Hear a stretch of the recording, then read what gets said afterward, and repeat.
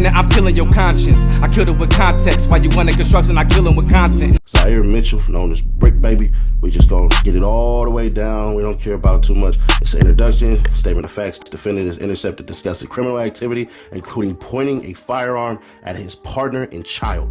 Firearms and ammunition are recovered from defendant's home. Defendant is recorded on intercepted calls, making other admissions. Defendant continues to threaten violence and carry firearms. Defendant is charged with repeatedly possessing a firearm and ammunition despite numerous felony convictions.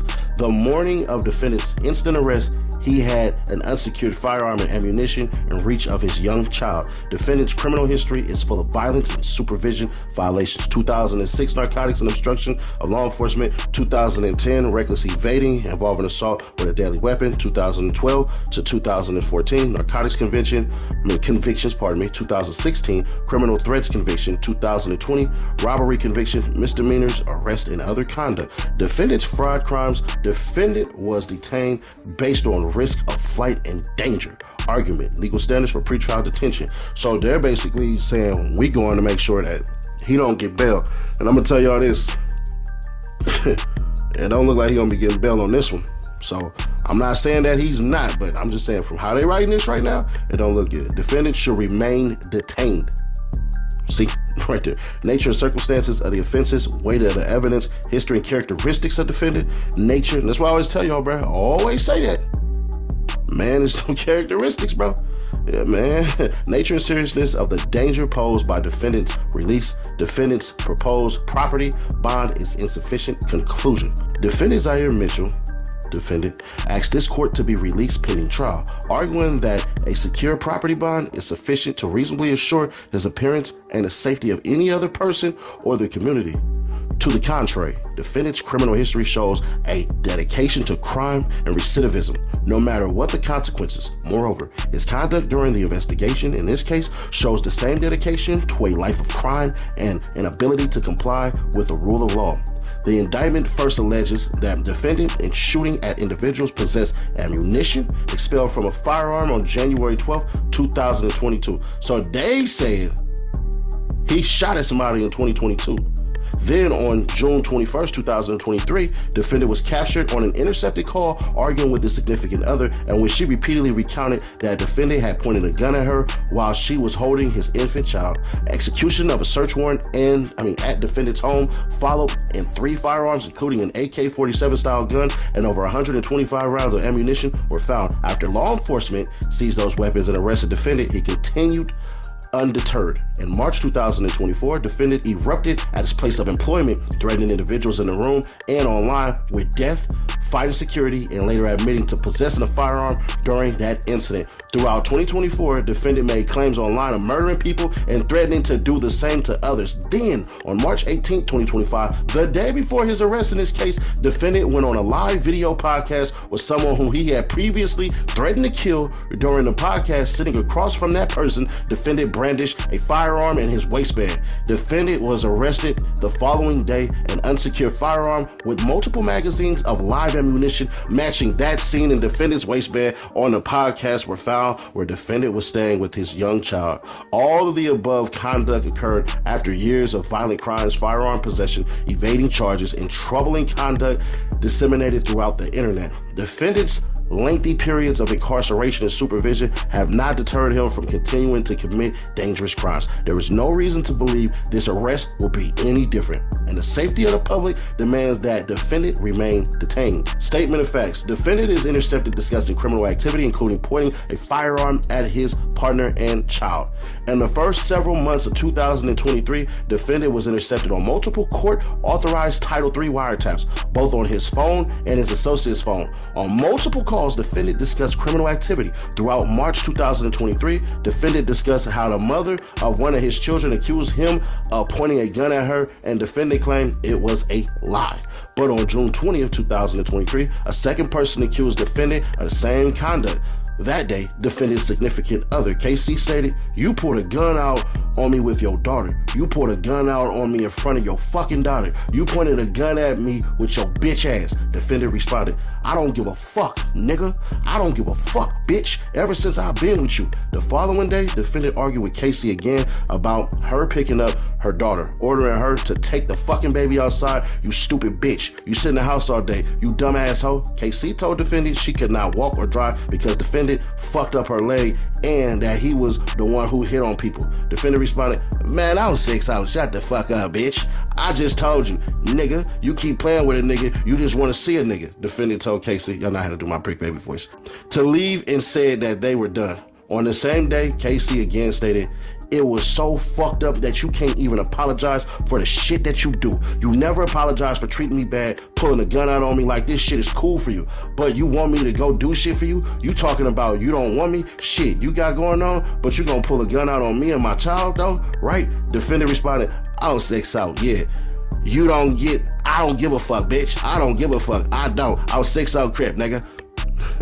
Firearms and ammunition are recovered from defendant's home. Following the above-mentioned calls, law enforcement obtained search warrants for defendant's home, car, and person. Inside his home, law enforcement found 3 firearms and ammunition listed in count 2 of the indictment. A .380 caliber pistol, a 9mm caliber pistol, and a 5.56 by 45 caliber assault rifle, side firearm, and over 125 rounds of ammunition. Defendant tried to drop some of the firearms and ammunition from his balcony into the courtyard of his apartment complex, just as he previously stated that he would on another intercepted call. God damn, Bricc. Defendant is recorded on intercepted calls making other admissions. Throughout the remaining period of wiretaps, defendant made countless assertions or threats pertaining to violent conduct and weapon possession. For example, on February 20th, 2023, defendant stated that he did not respect the elders in the gang and would pop anyone on 6 out. On March 6, 2023, defendant was on the phone with his mother, the proposed surety here, and found the mother of his child outside his house. He told his mother that the mother of his child was in gangland and wanted to expire early. Defendant asked the mother of his child if she wanted to die in front of her son. I was 6 out as defendant's mother screamed at him to stop because he may be being recorded. Mama knows best, man. On March 6, 2023, defendant told KC that the police were acting stupid, that he was tired of doing what they told him to do, and that he was ready to shoot the mother of his child. Later that day, defendant told another unindicted male that he can kill the mother of his child on 6 out. On March 28, 2023, defendant said that he would body slam the mother of his child on her neck to stop playing with him. In the same call, defendant discussed how it felt to kill someone and had to go to school and play basketball the next day. Come on, bruh. Defendant continues to threaten violence and carry firearms. In addition to the intercepted calls online, defendant continued to threaten violence, carry firearms, and discuss both. For example, in March 2024, defendant crashed out at his place of employment, threatening to shoot people and eventually fight a security guard. Defendant later admitted in separate interviews that he had a firearm on him during the altercation and that he brought his daughter with him to the studio. In June 2024, defendant argued over the phone, with an individual and claimed he had killed more people than the other had fought. Defendant stated that he swore to be true on his 4 babies, which he repeated many times. In later attempting to downplay this claim, defendant stated that even if he had one murder, that would be more than the other person had fights. On March 18, 2025, the same individual who defendant previously threatened and claimed to have more skulls than he had squabbles joined the same podcast. During the filming, defendant showed that he had a handgun in his waistband. Defendant is charged with repeatedly possessing a firearm and ammunition despite numerous felony convictions. Defendant is now charged with multiple counts of possessing firearms and ammunition, all in violation of 18 U.S.C. 922G. The first charge stems from defendant shooting 3 bullets in a business parking lot in July 2022 to ward off would-be robbers. The second charge involves all the firearms and ammunition found at his home in June 2023. Both of these charges follow 5 felony convictions from 2010, 2012, 2014, 2016, and 2020, respectively. While the pretrial services report includes a longer criminal history with out-of-state convictions, the morning of defendant's instant arrest, he had an unsecured firearm and ammunition in reach of his young child. On March 19, 2025, law enforcement arrested defendant on the felon in possession charges in the indictment at his residence in Gardena, California, with his significant other and young child. Agents found a Glock 26 firearm and a 17-round Glock magazine with 16 rounds of 9mm ammunition, as well as another magazine and 16 rounds of 9mm ammunition. Defendant kept all of that unsecured despite residing with his significant other and child he had already threatened with a firearm before. Despite being arrested with all the firearms and ammunition at his residence in June 2023, despite his many felony convictions prohibiting him from possessing firearms or ammunition, and despite California Penal Code 32310 prohibiting possession of large capacity magazines, i.e. those holding more than 10 rounds, defendant's criminal history is full of violence and supervision violations. As shown in the pretrial services report and the indictment itself, defendant's multiple firearm and ammunition possession charges in this case are far from defendant's first crimes. 2006 narcotics and obstruction of law enforcement. Almost 20 years ago, defendant earned his first felony from a narcotics distribution conviction, while he was also charged with willful obstruction of law enforcement officers by use of threats or violence. He was sentenced to 10 years probation and given a second chance with community service and schooling conditions. 2010. So understand that. So that's 4 years afterwards, right?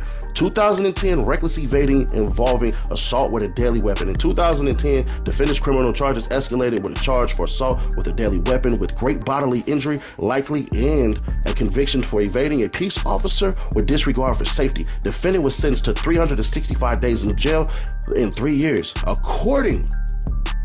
Probation, a violation of which resulted in 2 years confinement. So he did 2 years. All right. According to certified conviction records and police reports for original crime, police saw a sex worker enter defendant's car. And defendant then sped off seeing police. Defendant led police on a high-speed chase through stop signs and red lights. At some point, defendant pushed the female out of the moving vehicle. The victim landed on her face, and defendant ran over her thigh with his car. The victim later stated that she asked to be let out multiple times, but defendant refused until he later threw her out. Bricc is a monster, goddamn. The victim also stated that the defendant said he had something he needed to get rid of during the chase and threw a handgun out the window. Yeah, of course she gonna snitch on you. Nigga, you pushed the hoe out the moving vehicle and ran her thigh over. 2012 to 2014. Narcotics convictions. Upon his release in 2012, defendant was arrested for transportation of controlled substances and ultimately sentenced to 365 days in jail and 3 years probation. That probation was later revoked after defendant admitted to violating it. 5 months after that arrest, but before that sentence, he was arrested for the same crime in Nevada and ultimately sentenced to 4 years probation. In 2013, he was arrested for and by 2014 convicted of possession of a controlled substance. Defendant later received misdemeanor relief for that conviction, but he thereafter violated his probation. 2016 criminal threats conviction. On August 2nd, 2016, defendant was convicted of criminal threats and sentenced to 2 years in state prison, although he was given yet another opportunity with a suspension, of the execution of the sentence and 3 years formal probation. He violated that probation multiple times, even receiving a no bail bench warrant for his failure to appear for a violation hearing. 2020 robbery conviction. On October 7, 2020, defendant was convicted of robbery and sentenced to 6 years imprisonment. This arrest also featured a high-speed chase and barricade incident that defendant glamorized in his music. Come on, bro. Bricc Baby, Life Behind the Gates official video, one take down. So this is them showing you that music video.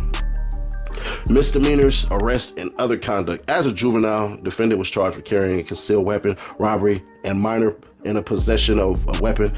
He has further arrests for narcotic sales, many failures to appear in multiple states, obstruction, multiple felon in possession charges, false statements, flight, assault with a deadly weapon, multiple fugitive from justice warrants, inflicting corporal injury on spouse, criminal threats, and multiple robberies. Defendant also has misdemeanor convictions and an infraction involving arrest for taking a vehicle without consent, driving on a suspended license, and domestic violence. Defendant's crimes do not pertain only to violence and weapon possession. Defendant is currently under investigation for fraudulently applying for FEMA benefits by claiming to be a renter of a property in Pasadena, California, destroyed in the Eaton fire in January 2020. Moreover, in his digital devices seized during his previous arrest, defendant was in possession of multiple social security numbers, addresses, and other personal identifying information that he had bought on WhatsApp. Defendant even had a photograph of a driver's license with his photograph, but a different name, address, and state. Defendant was detained based on risk of flight and danger. On March 19, 2025, this court ordered defendant detained pending trial based on risks of non-appearance and danger to the community. This court found detention to be appropriate based on defendant's history and characteristics, including his criminal record of fugitive arrest and violating parole and probation conditions, as well as insufficient bail resources and defendant's safety risk due to the nature and seriousness of the instant charges and his criminal history, which includes numerous convictions, some of which were violent. Argument. Legal standards for pretrial detention. A defendant must be detained pending trial where no condition or combination of conditions will reasonably assure the appearance of the person as required and the safety of any other person in the community. 18 U.S.C. 3142E1. Detention is thus appropriate for a defendant who is either a danger to the community or a flight risk. United States versus, I ain't tripping on that. The Bail Reform Act mandates an individual evaluation guided by the factors articulated, the nature and circumstances of the offense charged, included whether the offense is a crime of violence, the weight of the evidence against the defendant's character, physical and mental condition, family and community ties, past conduct, history relating to drug or alcohol abuse, criminal history, and the nature and seriousness of the danger to any person or to the community that would be posed by the defendant's release. United States versus Windsor. Defendant should remain detained. All of the 3142G factors justify ordering defendant to remain detained pending trial. Nature and circumstances of the offenses. The nature and circumstances of the defendant's offenses unequivocally weigh in favor of detention. Defendant's offenses possessing multiple firearms on multiple occasions and over 125 rounds of ammunition, some of which he fired, are serious. That defendant fired at would-be robbers in a business parking lot and less than a year later was found with firearms after purportedly pointing them at his partner and child only confirmed the defendant should not be possessing firearms, not to mention his multiple prior felony convictions, each of which alone prohibit him from possessing them. His continued possession of another firearm and even more ammunition at his home with his child during his latest arrest only further corroborates the need for his detention. Moreover, defendant faces a statutory maximum of 15 years for each count. God damn. As currently charged due to defendant's extensive criminal history, likely rendering him in criminal history category 5, and with enhancements for the type and number of firearms and obstruction of justice, defendant faces a likely guidelines range of 92 to 115 months imprisonment based on total offense level of 24. Below are the guidelines and calculations based on the information currently known. Base level 23 firearms, 2 obstruction, 2. The severity of potential penalties involved arguments, defendant's risk of non-appearance, with defendant facing fraud charges that expose him to a range of just 57 to 71 months imprisonment, as courts have recognized such a lengthy sentence provides a significant incentive to flee, and given defendant's criminal history category, he is facing a guideline sentence of nearly 10 years. So there y'all go. Bricc is facing 10 years in the feds, bruh. God, dog. Explaining that facing a much graver penalties possible under the present indictment, the defendants have an even greater incentive to consider flight and nothing that electronic monitoring cannot assure prevention of non-appearance. It is entirely reasonable to conclude that a risk of flight is more likely in circumstances where evidence indicates that defendant faces a substantial risk of being convicted of serious pending charges and receiving significant punishment. Defendant's previous evading and flight from law enforcement, as well as his repeated fugitive arrest, failures to appear, and parole violation confirms the same. In sum, the nature and circumstances of defendant's offenses demonstrate that he is a risk of both danger and non-appearance. Weight of the evidence. The evidence that defendant committed the charged offenses is overwhelming and cannot be ignored in assessing defendant's risk of danger and non-appearance in this case. Given the nature of the crime and the strength of the government's case, we find that the government has met its burden of showing by clear and convincing evidence that no condition or combination of conditions will reasonably assure the safety of the community. Defendant was captured on audio recordings discussing firearms and other crimes for months while his home was searched. Those firearms were recovered. Defendant was previously captured on surveillance footage where shell cases were later recovered at defendant's location in the video, showing that he fired them. Evidence of defendant's continued possession of firearms is likewise powerful, including the night before his arrest on the podcast video, and as found in his home during his arrest. All the evidence in this case conclusively shows defendant's continued possession of firearms and use of those prohibited firearms. The fact that Barone planned violent crimes, we're talking about United States versus Barone, planned violent crimes signals a degree of dangerousness unlikely to be deterred by bail release conditions according to the weight of the evidence, which this court shall consider under 18 U.S.C. 3142G, favors defendant's continued detention. History and characteristics of defendant. Defendant's history and characteristics also favor detention. Indeed, defendant's involvement in multiple violent offenses renders him particularly dangerous to the community. See United States versus Lomax. Affirming district court's reliance on defendant's robbery crimes were a danger to the community and affirming sentence. The evidence of his violence and threats of violence is all exacerbated by defendant's apparent continued access to firearms as detailed above. The recordings of defendant discussing uncharged conduct detailed above cast his already damning criminal history in an even more troubling light. Defendant's many convictions, along with his recent involvement in firearm offenses, further establish the danger he poses to the community if released. Additionally, defendant's headlong flight from law enforcement on multiple occasions and countless supervision violations only reinforces his dangerousness and his incompatibility with pretrial release, as does his attempt to rid himself of the firearms when law enforcement searched his location. For all those reasons, defendant's history and characteristics supportive of his continued detention, nature, and seriousness of the danger posed by defendant's release. Defendant's release would pose a serious danger to his own family and the community at large. Law enforcement risks exposing its investigation into a deadly criminal enterprise by executing a search warrant at defendant's home in June 2023. All to protect defendant's partner and child from defendant hurting them. In multiple intercepted calls, defendant's partner had discussed defendant physically hurting her and pointing a gun at her and their child. Man, I ain't gonna lie, that's a punk ass shit right there, if it's true. Despite law enforcement seizing multiple guns and ammunition from his home, which unquestionably should have been a turning point for defendant had another unsecured gun and many more rounds of ammunition in reach of his child when he was arrested in March 2025. Defendant's risk of danger to his family cannot be ignored. Additionally, defendant is not only a risk of danger to the community at large, but has acted on his dangerousness time and again. Perhaps most concerning is defendant's continued criminal conduct after being caught with firearms, including illegally possessing another firearm, which weighs strongly in favor of continued detention. Defendant's proposed property bond is insufficient. While defendant's support from family, shown by his mother's willingness to serve as a surety and put up a property bond on his behalf, is admirable, there is no condition or combination of conditions to warrant his release pending trial. Even a proposed secure property bond would not mitigate defendant's danger to the community. In light of the severity of his charged offenses and his seriousness, lengthy criminal history, see United States versus her, affirming district court's denial of proposed $600,000 secure bail package based on a risk defendant posed to the community. Congress finding the defendant who is a danger to the community remains dangerous even if he has posted a substantial money bond. Even if defendant agreed to other conditions, those limitations, including electronic monitoring, would all suffer from the critical flaw in that they depend on defendant's good faith compliance in order to be effective.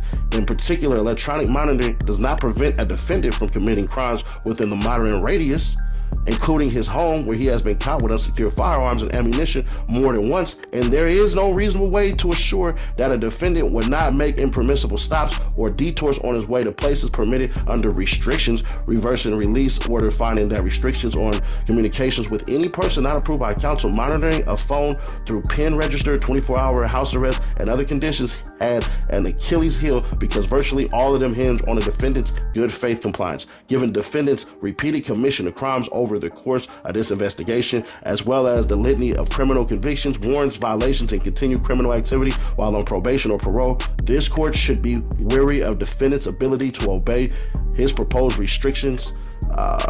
Defendant has already admitted engaged in criminal activities on release. The court is not persuaded she would be able to avoid such behavior if released again. Abide by release conditions is the key factor for determining his fitness for bail. His serial and flagrant criminality counsels against bail in this case. Conclusion, the court should therefore order defendant's continued detention pending trial. I'm Julio Jones in real life mixed with Emmitt Smith, but you Willie beaming. I'm feeling the hunger is getting deeper like when vampires see you niggas bleeding. Only fuck with niggas I support, fuck life support, never leave them breathing.